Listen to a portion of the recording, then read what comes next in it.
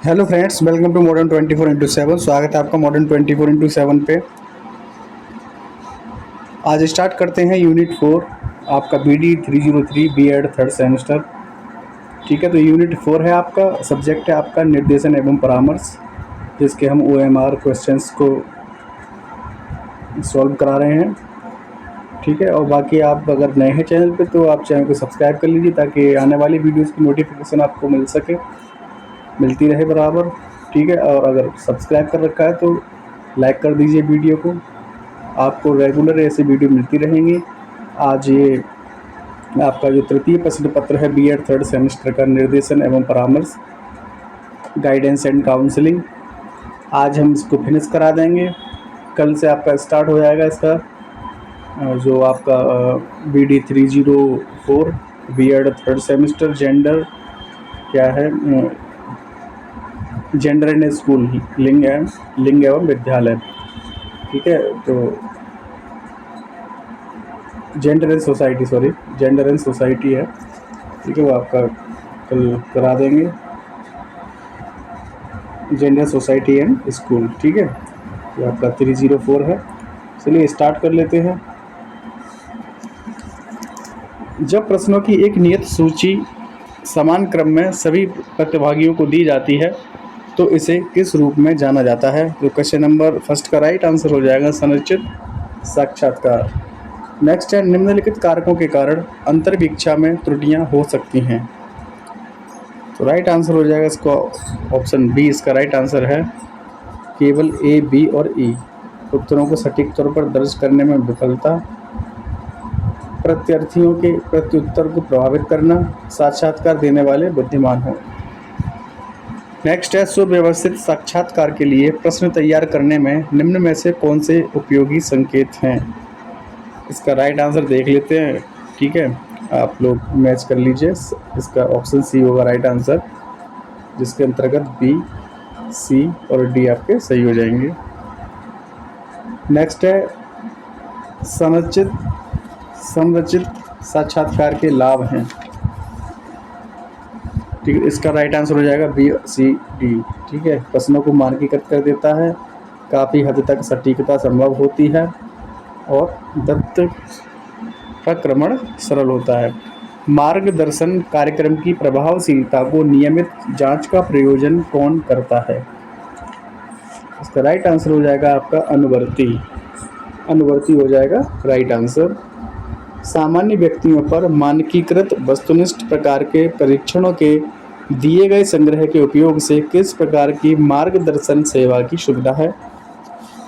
तो 6 का right answer हो जाएगा ऑप्शन बी, निवारक और विकासात्मक।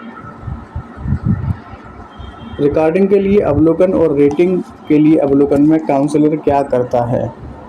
राइट आंसर हो जाएगा ऑप्शन आ, इसका आ 1 और 4 दोनों सही हो जाएंगे। रिकॉर्डिंग के लिए अवलोकन में काउंसलर एक बहिर्मुखी कैमरे की तरह काम करता है और रेटिंग के लिए अवलोकन में काउंसलर मस्तिष्क का आकलन और रेटिंग करता है, जबकि परामर्श प्राप्तकर्ता का निरंतर अवलोकन करता है। काउंसलर द्वारा पूछताछ या प्रश्न करने में क्या घटित होता है? राइट आंसर हो जाएगा इसका ऑप्शन नंबर आ, छात्रों को मदद करने की प्रक्रिया में आगे बढ़ने में मदद करना। क्वेश्चन नंबर 9 है, यदि शिक्षकों या परामर्शदाता का उद्देश्य छिपे हुए या आंतरिक भावनाओं के पूर्वाग्रहों, इच्छाओं और विचारों को पहचान करता है तो कौन से परीक्षण का प्रबंध किया जाना चाहिए? तो राइट आंसर हो जाएगा प्रक्षेप्य परीक्षण। नेक्स्ट है, अधिगम सिद्धांतों के आधार पर परामर्श को व्यवहार चिकित्सा के रूप में जाना जाता है। परामर्श का मनोविश्लेषणात्मक दृष्टिकोण सर्वप्रथम किसके द्वारा प्रस्तावित किया गया था? तो 11 का राइट आंसर हो जाएगा फ्रायड। नेक्स्ट है, ऐसी सेवाएं जो छात्र को नए परिवेश और अपने आप को अनुकूल बनाने के लिए संगठित की जाती हैं और आवश्यक समायोजन करती हैं, वे हैं। तो 12 का राइट आंसर हो जाएगा अभिविन्यास सेवाएं। निर्देशन परामर्श में रोग निदान से काउंसलिंग के रिक्त स्थान में आ जाएगा भविष्य के बारे में समझने में मदद मिलती है। स्कूलों में मार्गदर्शन सेवाएं प्रदान करने के लिए सबसे ज़रूरी क्या है? राइट आंसर हो जाएगा पेशेवर रूप से योग्य और पर्याप्त रूप से प्रशिक्षित कर्मी। नेक्स्ट है, निम्न में से कौन सा डिस्प्ले पोर्टफोलियो का उद्देश्य है? डिस्प्ले पोर्टफोलियो का उद्देश्य निम्न में से कौन सा है? तो राइट आंसर हो जाएगा ऑप्शन आ, शिक्षार्थियों द्वारा प्राप्त उपलब्धि के उच्चतम स्तर को प्रदर्शित करना। नेक्स्ट है, विद्यार्थियों के पोर्टफोलियो बनाने की अच्छी प्रथाएं क्या हैं? तो इसका राइट आंसर हो जाएगा ऑप्शन ए, सी और डी। ऑप्शन ए है, किसी विशिष्ट कारण के आधार पर पोर्टफोलियो में शामिल किए जाने वाले कार्य का चयन करना। और इसका राइट हो जाएगा, ए राइट हो जाएगा, सी राइट हो जाएगा और डी राइट हो जाएगा। सी है, बच्चे को पोर्टफोलियो में डालने के लिए उसके काम का चयन करना। और डी है, समय की अवधि में छात्र की सभी तरह की जानकारी को क्रमबद्ध तरीके से एकत्रित करना। तो ए, सी और डी इसका राइट आंसर हो जाएंगे। छात्रों के प्रदर्शन का रिकॉर्ड रखने के लिए विभिन्न प्रकार के कार्यों के संग्रह को क्या कहा जाता है? इम्पोर्टेंट क्वेश्चन है ये, ठीक है। पोर्टफोलियो हो जाएगा राइट आंसर। प्राथमिक स्तर पर पोर्टफोलियो में क्या शामिल है? इसमें शामिल है बच्चे द्वारा बनाए गए चित्र। किस स्तर पर? प्राथमिक स्तर पर। निम्न में से कौन सी पोर्टफोलियो की विशेषता नहीं है?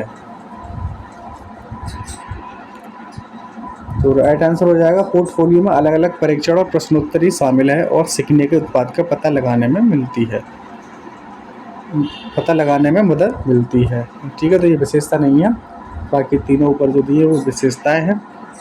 कलाकृतियाँ लैब रिपोर्ट या रीडिंग लॉग किस प्रकार के मूल्यांकन के उदाहरण हैं? राइट आंसर हो जाएगा पोर्टफोलियो मूल्यांकन। विद्यालयों में विद्यार्थियों से संबंधित विभिन्न प्रकार के अभिलेखों को क्रमबद्ध रूप से संयोजित किया जाता है। तो संचयी अभिलेख हो जाएगा राइट आंसर। एक डोटल अभिलेख उदाहरण है अवलोकन तकनीक का। साक्षात्कार किस उपकरण का उदाहरण है? राइट आंसर हो जाएगा स्व आख्या प्रौद्योगिकी।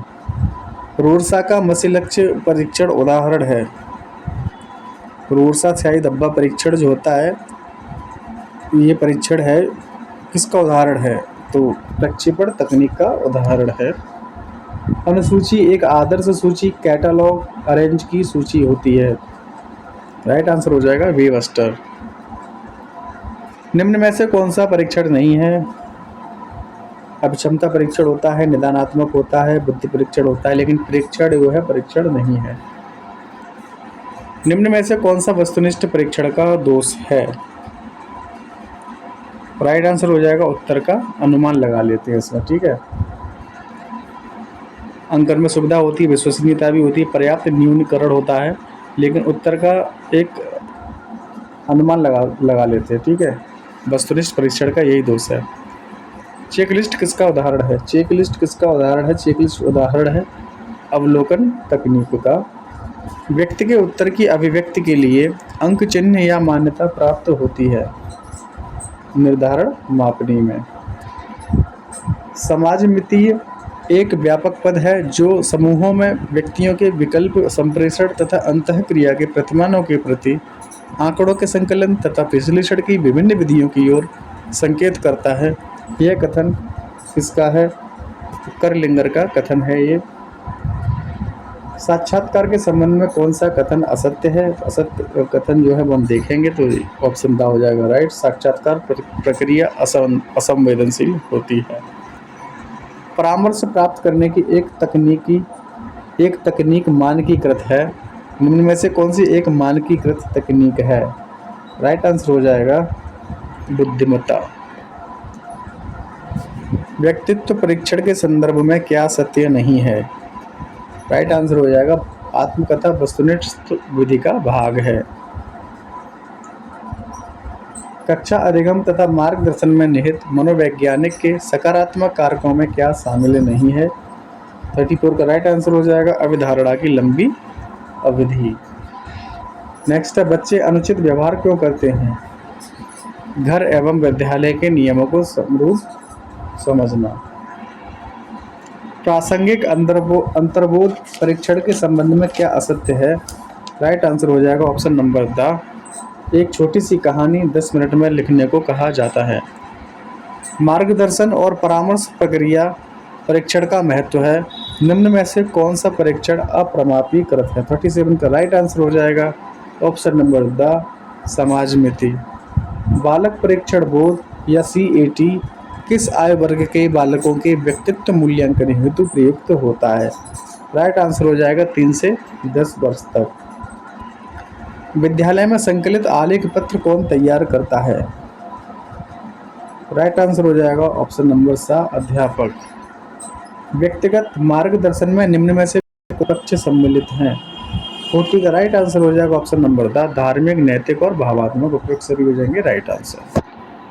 जीवन शैली के विकृत रूप में किस मार्गदर्शन की अत्यंत आवश्यकता होती है?